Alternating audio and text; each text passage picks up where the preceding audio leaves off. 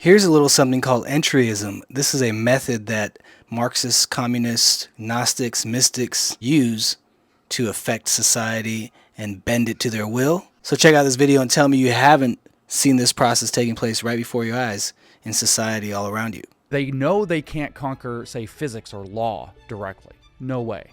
Certainly not something like engineering. How are they going to convince engineers? Engineers, by and large, are not woke. Well, they don't. They don't come in and change engineering. They go in and they say, well, the conference circuit's very masculine. The conference circuit has a little racism in it. The AMS itself, as a mathematical society, has some issues. It seems to be that there aren't enough women here. There's not enough diversity or whatever else, race, sex, gender, sexuality, whatever. It seems awfully exclusive. And so they start twisting the society, and what they start doing is a technique, another operational technique, which is called Entryism. They slowly find the worst offenders, the people who have actually, made gaffes or who are actually sometimes a bit of a problem. They make examples of them. They end up pushing those people out. Other people leave in disgust, and they bring in people who are adherent to the ideology so that the community changes.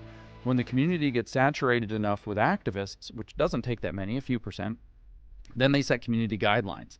So now to be a member of the society, you have to have these different policies. The community guidelines set everything up.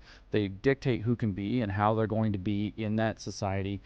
And then they start asking questions like, oh, well, if the AMS, if the American Mathematical Society was so toxically masculine or whatever the buzzword happens to be, so systemically racist, what is it about mathematics that leads it to be that way? What is it about medicine that leads it to become poison? Thank you for, I mean, you're saying the stuff that automatically leads to where we are.